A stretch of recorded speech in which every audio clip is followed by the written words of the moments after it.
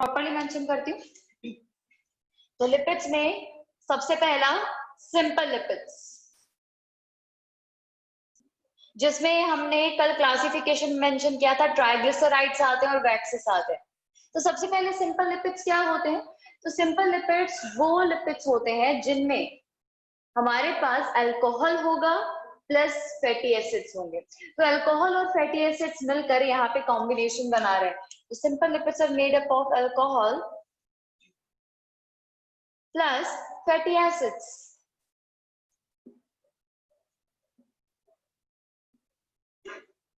तो बच्चे अब फैटी एसिड्स क्या होते हैं उनके बारे में पहले बात करेंगे, फिर अल्कोहल के बारे में बात करेंगे, और फिर हम आगे से फर्दर क्लासिफिकेशन और टाइप्स पे आएंगे, यानी कि ट्राइग्लिसराइड और वैक्स। ठीक है। तो बच्चे व्हाट आर फैटी एसिड्स? तो फैटी एसिड जो है बच्चे एक हाइड्रोकार्बन चेन है जो कार्बोक्सिल ग्रुप में एंड करता है। ठीक है। तो it's a hydrocarbon chain with carboxyl group at the end. ठीक है। और ये फैटी एसिड जो है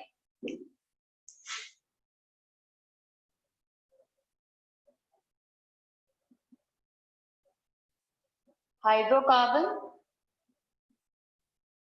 चेन्स विद कार्बोक्सिल ग्रुप।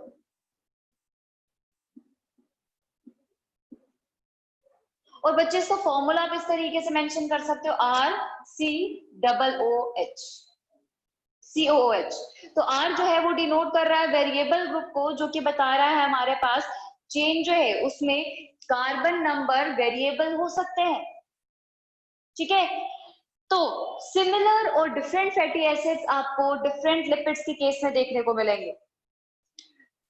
तो RCOOH ये इसका फॉर्मूला। तो बच्चा फैटी एसिड जो है वो दो तरह के हैं, उन्हें कैटेगराइज कर रही हूँ इस बेसिस पे कि उनके पास डबल बॉन्ड है या नहीं है। एक मिनट बच्चे।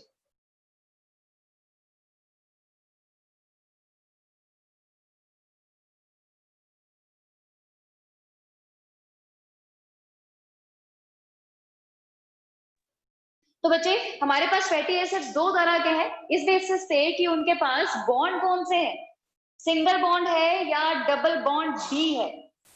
ठीक है। तो बच्चे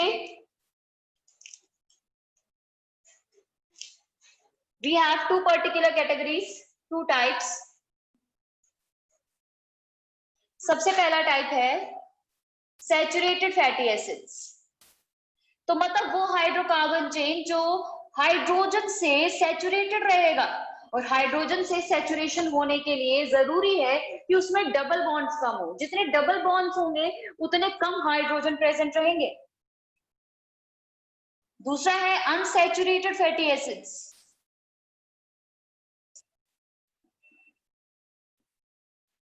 राइट। तो हम सैचुरेटेड को मेंशन करेंगे इस बेसिस पे कि उसमें डबल बॉन्ड है या नहीं। तो डेफिनेटली हाइड्रोजन से सैचुरेट रहने के लिए उनके पास डबल बॉन्ड्स नहीं होंगे, they have single bonds in their structure.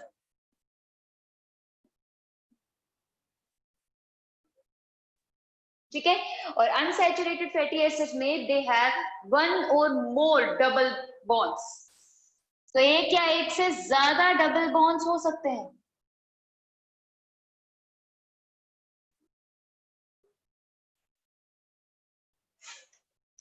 ठीक है।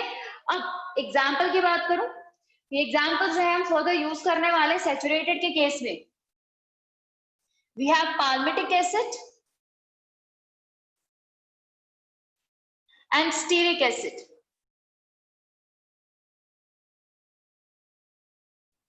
पाल्मिटिक एसिड और स्टीरिक एसिड जो है these are saturated fatty acids. ये सैचुरेटेड फैटी एसिड्स हैं, इनके केस में सिंगल बॉन्ड रहेगा और ultimately they have carboxyl group in the structure at the end. ठीक है। तो हमारे पास पाल्मिटिक एसिड का स्ट्रक्चर कुछ इस तरीके से है, कुछ फॉर्मूला इस तरीके से है, that is CH3CH2 for the COOH। पर इसके केस में हमारे पास जो कार्बन ग्रुप होते हैं वो होते हैं 60। तो हमारे पास CH2 ग्रुप जो है वो 14 होंगे। तो अगर हम कार्बोक्सिल ग्रुप को इंक्लूड कर रहे हैं तो वी हैव 16 कार्बन्स हियर, अगर एक्सक्लूड कर रहे हैं तो 15 कार्बन्स होंगे विद CH2 ग्रुप 14। वैसे ही हमारे पास स्टीरिक एसिड में वी हैव 18 कार्बन्स, ठीक है। तो पैल्मिटिक एसिड के केस में 14 और स्टीरिक एसिड के केस में 18, ठीक है। और अनसैचुरेटेड फैटी एसिड्स में मैं यहाँ पे 3 एसिड्स का नाम लूंगी जो बॉडी के लिए बहुत ज्यादा जरूरी है, आपके डाइट में होना बहुत ज्यादा जरूरी है। That is oleic acid, linoleic acid और लिनोलेनिक एसिड, ठीक है। ओलिक एसिड, लिनोलिक एसिड और लिनोलेनिक एसिड। तो बच्चे इसके केस में स्ट्रक्चर कुछ इस तरीके से रहेगा। Oleic acid, we have example oleic acid,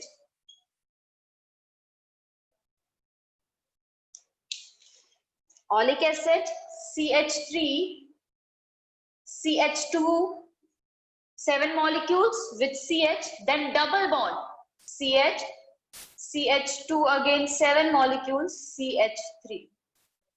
So this is the chain arrangement in case of oleic acid. तो आप यहाँ देख रहे हो कि एक सिंगल डबल बॉन्ड रहेगा यहाँ पे, ठीक है। तो दूसरा है लिनोलिक एसिड,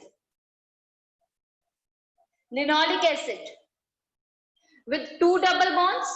वैसा ही नेक्स्ट है linolenic acid with 3 double bonds।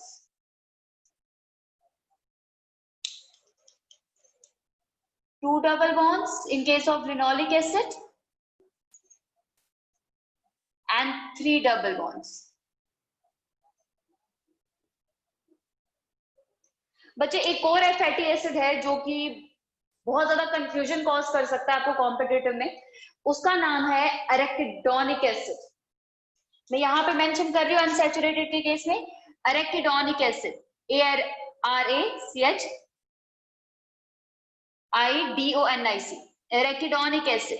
तो बच्चे एरेकिडोनिक एसिड जो है वो कार्बन 20 कार्बन कंटेन करता है बट हैज 4 डबल बॉन्ड्स।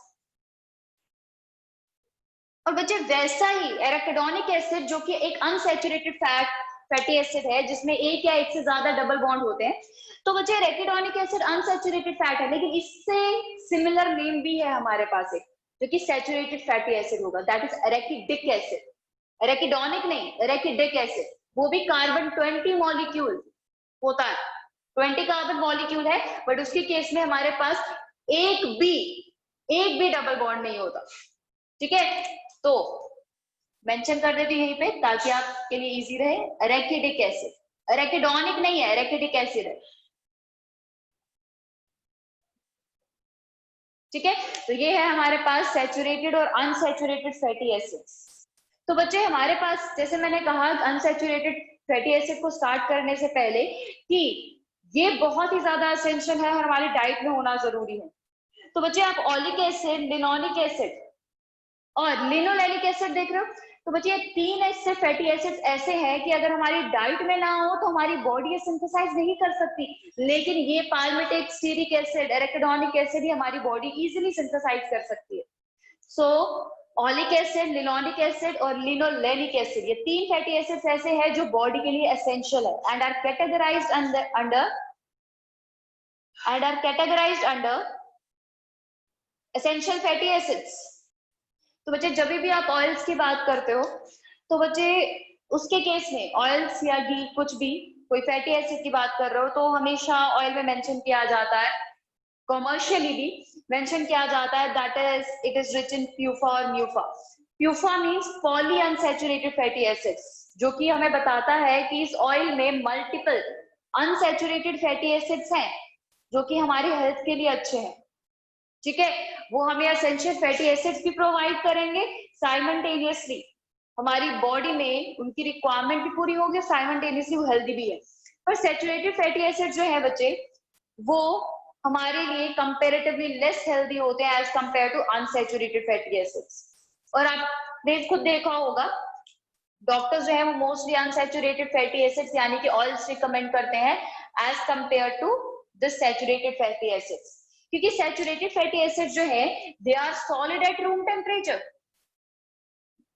और इनमें टेंडेंसी ज्यादा होती है बॉडी में अकामुलेट होने की। ये हमारे ब्लड वेसल्स में अकामुलेट हो जाता है, ठीक है, उन्हें उनके ल्यूमन को नैरोर कर देता है और बीपी में कंट्रीब्यूट करता है, ठीक है, हाई ब्लड प्रेशर में कंट्रीब्यूट करता है। बट ऑयल्स की केस में वो टेंडेंसी नहीं होती है, तो इसलिए अनसैचुरेटेड फैटी एसिड जो है वो ज्यादा हेल्दी माने जाते हैं, ठीक है। और मल्टीपल अनसैचुरेटेड फैटी एसिड्स हो तो उसे ही प्रेफर किया जाता है, ठीक है, ठीक है। तो बच्चे अब अल्कोहल जो है वो भी हमारे पास डिफरेंट टाइप का हो सकता है सिंपल लिपिड्स में, ठीक है। और इसी अल्कोहल के बेसिस पे हमारे पास डिफरेंट कैटेगरीज आने वाली है सिंपल लिपिड्स के अंदर। तो बच्चे अल्कोहल जो अल्कोहल इधर ग्लिसरॉल या तो ग्लिसरॉल होगा,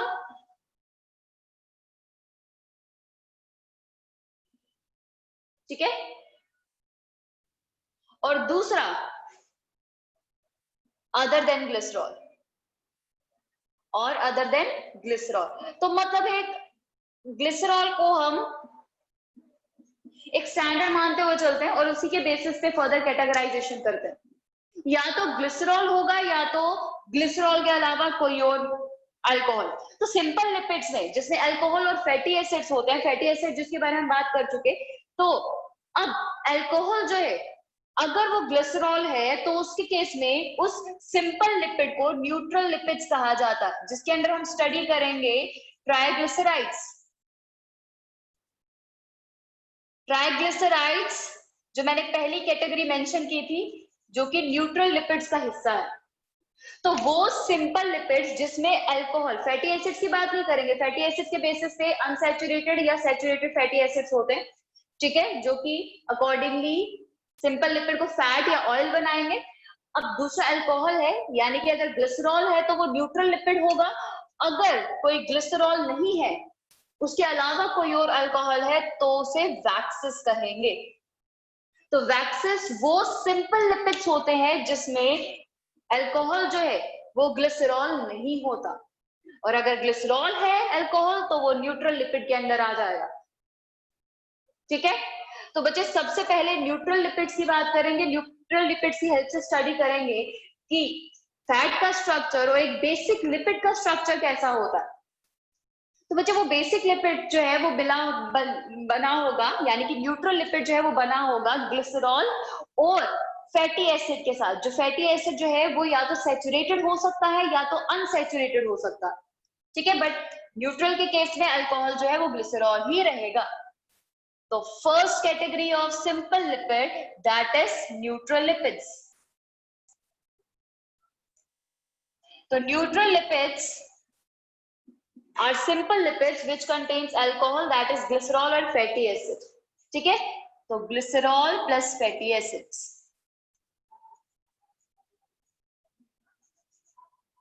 ठीक है। और ग्लिसरॉल का मैं फॉर्मूला लिख रही हूँ। ग्लिसरॉल का स्ट्रक्चर कैसा है, ग्लिसरॉल जो है उसे ट्राई हाइड्रोक्सी प्रोपेन भी कहा जाता है, CH2OH CHOH CH2OH। वजह आप ये स्ट्रक्चर देख रहे हो, ट्राई हाइड्रोक्सी प्रोपेन, यानी कि हमने यहाँ पे हाइड्रोक्सिल ग्रुप अटैच कर दिए।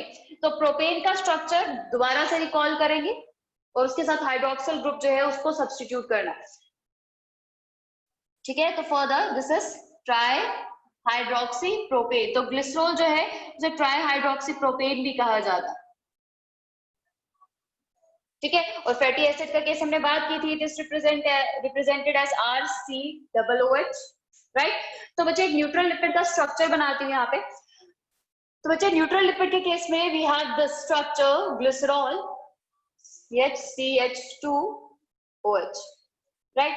ये हमारे पास स्ट्रक्चर है ट्राई हाइड्रोक्सी प्रोपेन यानी कि ग्लिसरॉल का। तो अब हम क्या कर रहे हैं, अब हम यहाँ पे चाह रहे हैं कि ये एक न्यूट्रल लिपिड बने, तो हमने इसे फैटी एसिड अटैच करेंगे। तो फैटी एसिड हम क्या कर रहे हैं, R1COOH। तो अभी तक वही मैकेनिज्म हमें लेना है जो हम इनिशियली अभी तक बात करते आए हैं, that is of dehydration synthesis, ठीक है। तो CH2 यहाँ पे देख रहे हो OH ग्रुप, एक से H जाएगा, एक OH जाएगा, और अल्टीमेटली हमारे पास यहाँ पे क्या हुआ, वाटर रिमूवल हो गया, अगेन डिहाइड्रेशन होगी जैसे ग्लाइकोसिडिक या पेप्टाइड बॉन्ड में हुई थी। तो बच्चे वाटर का रिमूवल हुआ, CH2 एक दो बच गए, एक O ये मैं मेंशन कर रही हूँ, एक डबल बॉन्ड O है और एक R1, ठीक है। तो ये आ गया हमारे पास एक न्यूट्रल लिपिड, ठीक है। तो ये न्यूट्रल लिपिड जो है, इसके केस में बच्चे हमारे पास तीन पोजीशन है, तीन हाइड्रोक्सिल ग्रुप है, बट एक ही हाइड्रोक्सिल ग्रुप जो है वो एक्सेस हुआ और हमारे पास एक लिपिड बन गया। तो दिस इज मोनोग्लिसराइड। मोनोग्लिसराइड इसीलिए क्योंकि एक ही पोजीशन ट्राईहाइड्रोक्सीप्रोपेन की एक्सेस हुई है for the formation of lipid.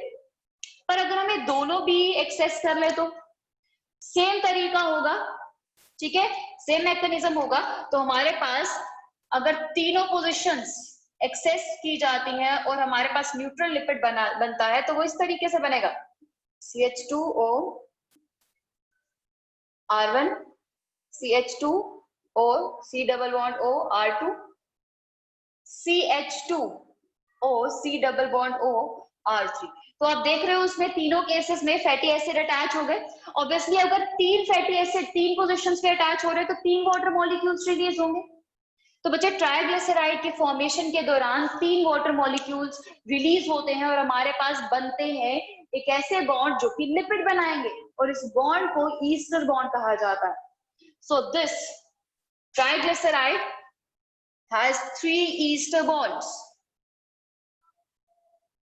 Carbohydrate के केस में ग्लाइकोसिडिक बॉन्ड, प्रोटीन के केस में पेप्टाइड बॉन्ड, लेकिन लिपिड के केस में ester bond, which is formed by removal of 3 water molecules. 3 water molecules.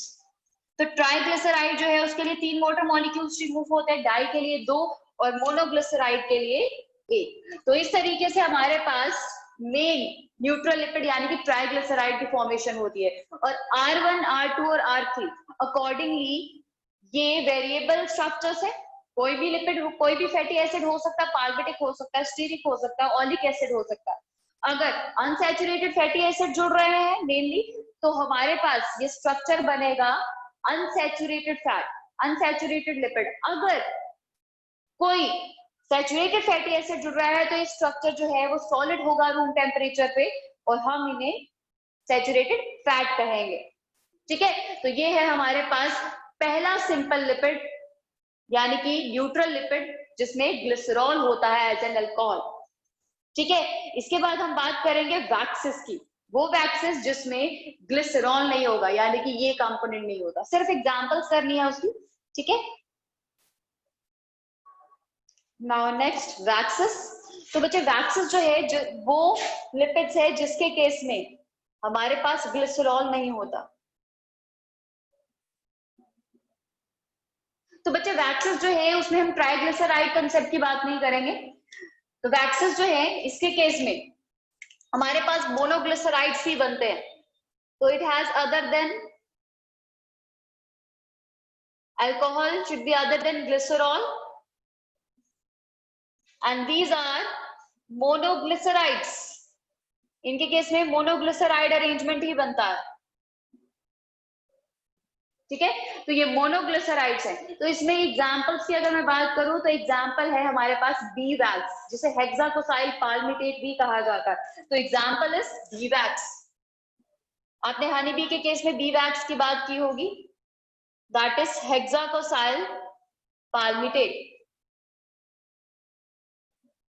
Palmitate से पता चल रहा है इसमें पाल्मिटिक एसिड होता है, palmitic acid as fatty acid. This B wax is made up of 2 particular components, one alcohol other than glycerol और दूसरा फैटी एसिड। तो अल्कोहल जो है इसके केस में मेरिसाइल अल्कोहल होगा। मेरिसाइल अल्कोहल जो है बेटा इट्स अ कार्बन 30, मैं फॉर्मूला मेंशन कर देती हूँ, C30H61OH। ये फॉर्मूला है, ये मेरिसाइल अल्कोहल है और उसके साथ पाल्मिटिक एसिड होता है यानी कि carbon 16 fatty acid, 16 carbon containing fatty acid. तो ये है हमारे पास बी वैक्स। ठीक है, तो बच्चे दूसरा एक और मेंशन कर देती हूँ एग्जांपल आपके लिए, दैट इज लेनोलिन।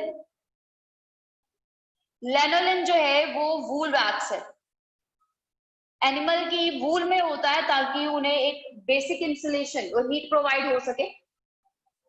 तो बच्चे this lanolin is made up of cholesterol, cholesterol alcohol है यहाँ पे, ठीक है, प्लस इसके केस में डिफरेंशियली पाल्मिटिक एसिड भी हो सकता है,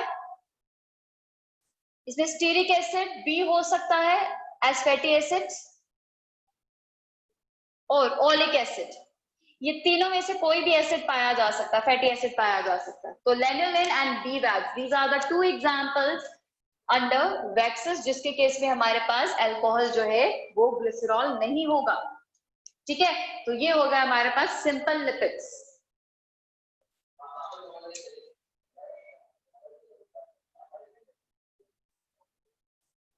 अब बच्चे सिंपल लिपिड्स के बाद जो है हमारे पास कॉन्जुगेटेड लिपिड्स हैं। कल हमने पहले कैटेगरी में सिंपल लिपिड मेंशन किया था, फिर डिराइव्ड लिपिड, कॉन्जुगेटेड लिपिड। तो बच्चे प्रोटीन के केस में जब हमने क्लासिफिकेशन या टाइप्स की थी, हमने कहा था कि सिंपल प्रोटीन्स वो होते हैं जिसमें सिर्फ प्रोटीन पार्ट यानी कि अमीनो एसिड पार्ट होगा, और कॉन्जुगेटेड वो जिसमें अमीनो एसिड के साथ साथ नॉन प्रोटीन पार्ट भी होता है, जैसे न्यूक्लिक एसिड हो गया, क्रोम कलर इंपार्टिंग पिगमेंट्स हो गए, ठीक है, बस फॉस्फेट ग्रुप हो गया, तो ऐसी किस चीजें थी। तो बच्चे इस केस में भी ऐसा ही है। तो कॉन्जुगेटेड लिपिड्स के केस में हमारे पास वो लिपिड्स आते हैं जिसमें फैटी एसिड और अल्कोहल के साथ साथ we have different components like phosphate group, ठीक है, फॉस्फेट ग्रुप हो गया, हमारे पास हो गया प्रोटीन ग्रुप हो गया जो इनके साथ एसोसिएटेड रहेगा।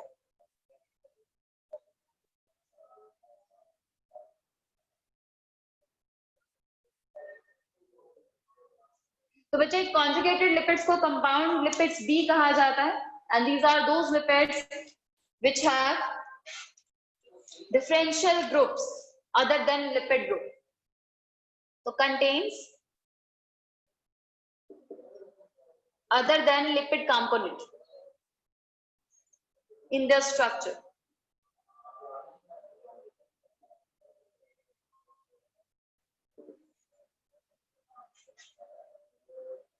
तो बच्चे इसके केस में आप करोगे सबसे पहले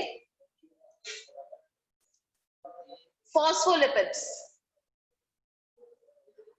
फॉस्फोलिपिड्स ये स्ट्रक्चर आप सेल के कैसे बात करने वाले।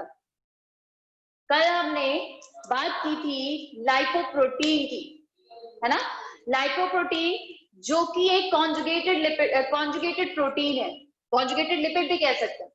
तो कॉन्जुगेटेड प्रोटीन के केस में लिपिड और प्रोटीन जो है लाइपोप्रोटीन में वो सेल मेम्ब्रेन में प्रेजेंट है, वैसे ही ये फॉस्फोलिपिड जो है ये भी सेल मेम्ब्रेन में प्रेजेंट रहता है बेटा। जब मैं सेल मेम्ब्रेन का स्ट्रक्चर डील करूंगी वापस से आपको ये रिकॉल करवाऊंगी, ठीक है। तो फॉस्फोलिपिड जो है इसमें हमारे पास जो ग्रुप रहेगा वो रहेगा फॉस्फेट ग्रुप, ठीक है। तो इसके केस में क्या होता है, इसमें हमारे पास ग्लिसरॉल होगा प्लस फैटी एसिड्स होंगे plus we have phosphate group in the form of H3PO4, ठीक है। हाँ, और एक नाइट्रोजन कंटेनिंग कंपाउंड भी होता है, उसके बारे में भी बात करूंगी। तो बच्चे इसमें हम एग्जांपल ले रहे हैं लेसिथिन की। लेसिथिन वो कंपोनेंट जो कि सेल मेम्ब्रेन में प्रेजेंट रहता है, इसे फॉस्फेटिडाइल कोलिन भी कहा जाता है।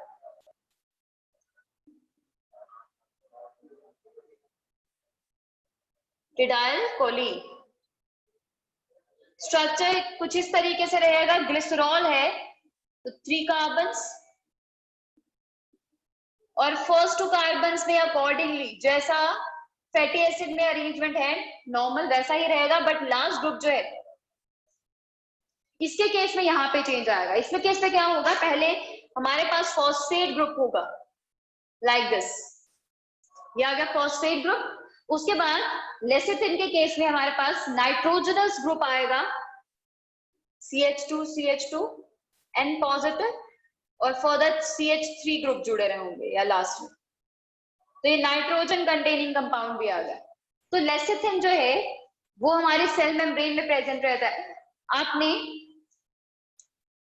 सेल मेम्ब्रेन में इस तरीके का स्ट्रक्चर पढ़ोगे, एक ग्लोबुलर हेड और 2 टेल्स वाला, ठीक है। और ये टेल्स जो होंगी बच्चे ये हाइड्रोफोबिक होंगी, वाटर को रिपेल करने वाली, और ये हेड जो होगा ये हाइड्रोफिलिक होगा, यानी कि वाटर को अटेन करने वाला। तो बच्चे अगर आप ये फर्स्ट टू चेन्स देखो, हमारे पास ये चेन और ये चेन दोनों ट्रू लिपिड्स हैं। और स्टार्टिंग में ही हम बात कर चुके हैं कि लिपिड जो है वो हाइड्रोफोबिक नेचर का होता है। अगर ये ट्रू लिपिड नेचर की है तो ये दोनों हाइड्रोफोबिक होंगे ऑब्वियसली, तो जिस वजह से ये 2 चेन्स जो है ये 2 टेल्स बना दी, ठीक है। और ये वाला पार्ट ट्रू लिपिड नेचर के ना होने की वजह से, इसमें नाइट्रोजनस कंपाउंड और फॉस्फेट ग्रुप आ जाने की वजह से ये पार्ट, ये हेड बन जाता है, जो कि हाइड्रोफिलिक होता है, वाटर रिपेल नहीं करता, जबकि ये दोनों ट्रू लिपिड नेचर के होने की वजह से वाटर को रिपेल करते हैं। और ये स्ट्रक्चर जो है वो बहुत इंपॉर्टेंट है प्लाज्मा मेम्ब्रेन की फॉर्मेशन के लिए। प्लाज्मा मेम्ब्रेन को इसी नेचर की वजह से सेलेक्टिवली सेलेक्टिव परमिएबिलिटी की प्रॉपर्टी मिलती है, ठीक है। तो हाइड्रोफिलिक और हाइड्रोफोबिक दोनों पार्ट्स हैं इस कंपोनेंट में। तो ये आ गया हेड पार्ट स्ट्रक्चर का, ये चेन हेड है और ये आई 2 टेल्स, ठीक है। इस हेड से जुड़ी हुई 2 टेल्स।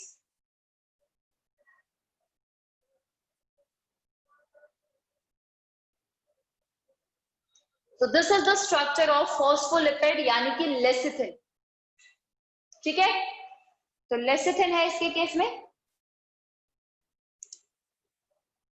तो स्फिंगोलिपिड्स, तो स्फिंगोलिपिड जो है उसमें ज्यादा डिफरेंस नहीं है, फॉस्फोलिपिड की तरह ये फॉस्फेट ग्रुप होगा।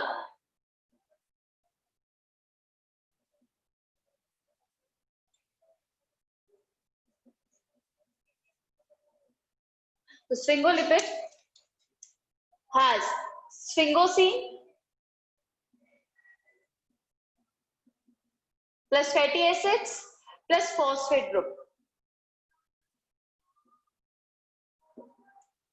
तो बच्चे इसका एग्जाम्पल, इसका लोकेशन आप पढ़ोगे माइलिन शीट में। माइलिन शीट जिसके बारे में आपने बेसिक क्लासेस में भी डील किया और आगे भी करोगे। तो माइलिन शीट वो कवरिंग है जो कि नर्व सेल के यानी कि न्यूरॉन के एक्सोनल पार्ट को कवर करता है, सराउंड करता है। तो myelin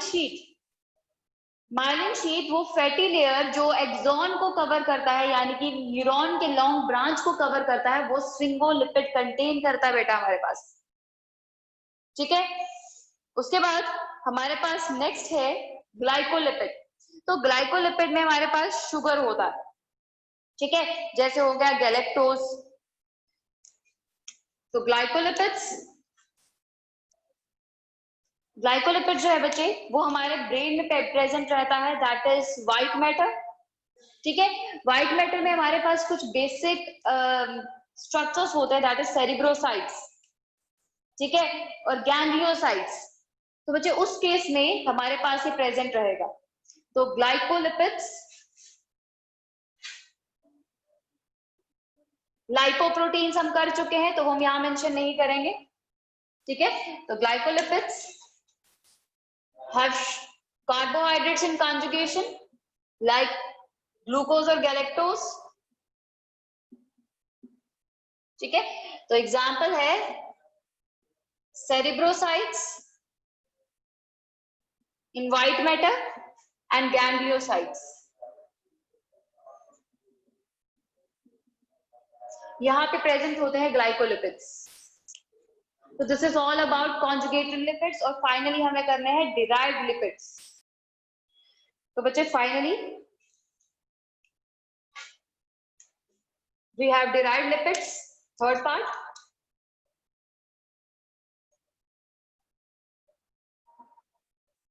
So derived lipids are derived from simple or conjugated lipids and are extremely complex in their structure।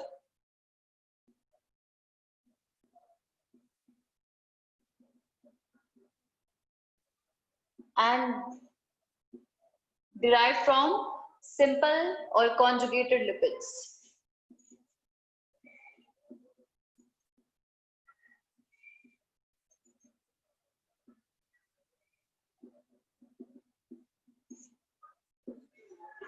तो बच्चे डिराइव्ड लिपिड के केस में हम एग्जांपल लेंगे जो हमें मेनली डील करनी है, दैट इज स्टेरॉइड्स।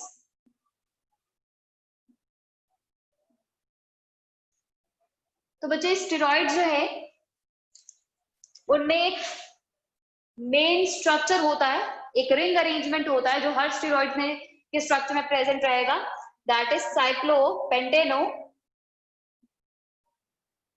पर hydro फिनेंथ्री।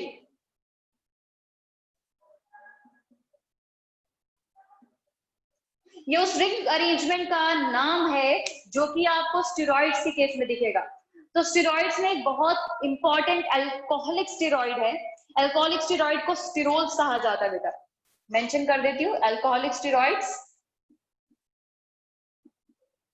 They are called as sterols. तो बच्चे तो एक बहुत इंपॉर्टेंट अल्कोहल है हमारे पास, अल्कोहलिक स्टेरॉइड है हमारे पास, दैट इज कोलेस्ट्रॉल। तो कोलेस्ट्रॉल के स्ट्रक्चर की हेल्प से मैं यहाँ पे आपको दिखाऊंगी इस स्टेरॉइड का इस रिंग अरेंजमेंट का स्ट्रक्चर। तो कोलेस्ट्रॉल,